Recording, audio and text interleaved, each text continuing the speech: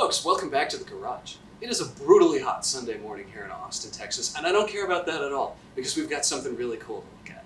Now, those of you who have been around the channel for a while may remember that a few months ago, we took a look at this 1975 Creations, the Bandit license plate bracket. And by and large, we were pretty satisfied with it. The major criticisms that we had being, one, it's kind of expensive. Two, it takes a little bit of effort to get it on and off with some tools that are required. And three, it puts some stress on the plastic grille at the front of the car, which, after a year of use, I've decided is pretty much a non-issue. Maybe unless you crash into stuff a lot, in which case I can't help you. Nevertheless, a couple of months ago, Tony of 1975 Creations reached out to me and asked me if I'd be interested in taking a look at the new version of the Bandit, which he calls the Quick Bandit.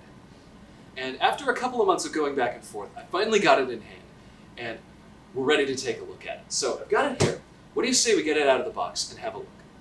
Alright folks, quick change of scenery for lighting and sound reasons. What we see here is what comes in the box. We've got the fasteners for attaching the plate itself.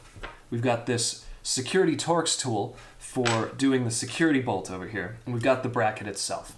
So let's move these out of the way and take a look at the old Bandit side by side so we can see what the differences are. Now if we look at them side by side, we can clearly see what the differences are immediately. I mentioned before in our previous video that on this version, the weight of this solid plastic mounting plate increases the weight of the bracket significantly, and you've got all of that weight hanging off the car's plastic grille, and that never seemed like a particularly great idea to me.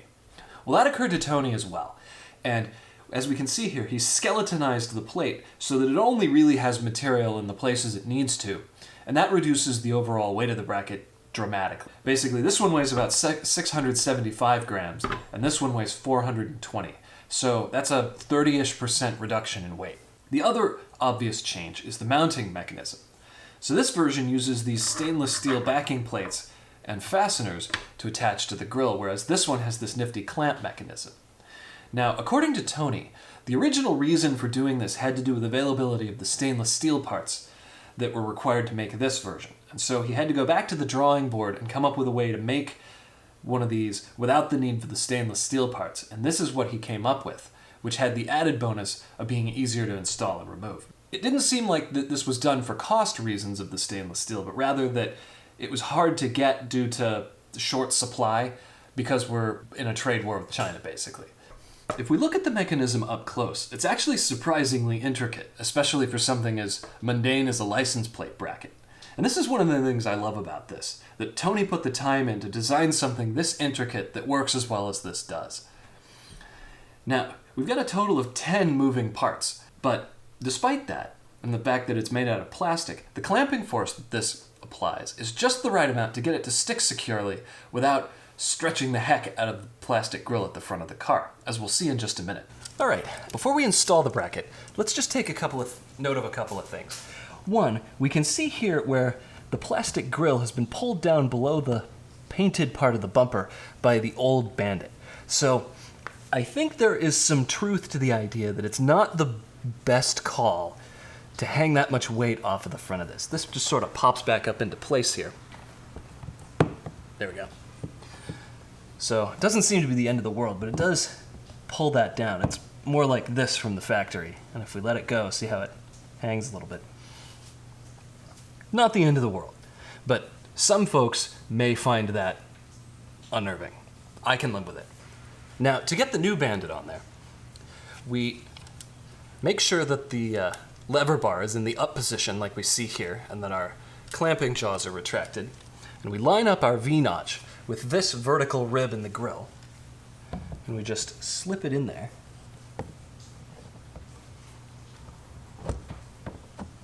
Like that. And then we push our lever bar down. It helps to grab hold of the bracket, and there we go. And our only remaining step to installing the bracket is to tighten this little guy down with the security Torx tool that's included. There we go. Our bracket's on there and secure. I suspect you could omit this security bolt and just remove it if you wanted to, and it wouldn't make a difference, but it's handy to keep people from stealing the bracket, and it also keeps it from coming loose while you're driving and falling off. With the bracket on there, getting the plate on is as easy as zipping these Phillips head fasteners that come with it. There's one.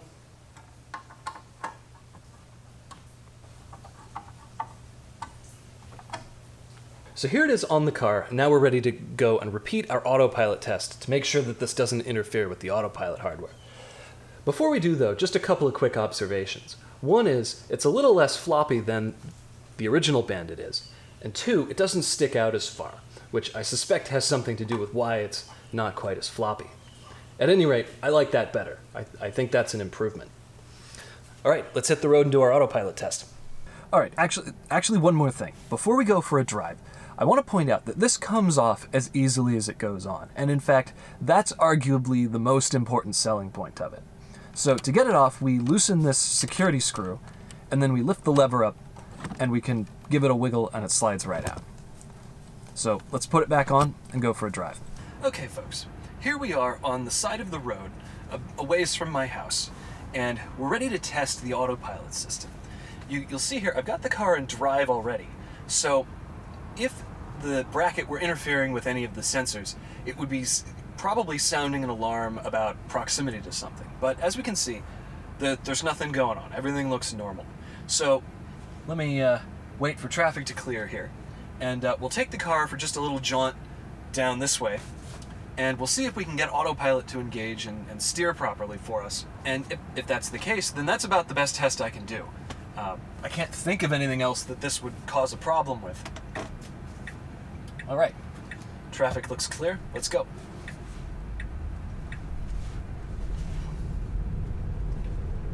So here we go. Speed limit here is in fact 50 miles an hour, so we'll get up to 50. And auto steer is engaged. Go back down to 50 there. And there it goes. Working just fine. So I think we can safely conclude that Tony did in fact think of that and made sure that this doesn't interfere with any of the sensors.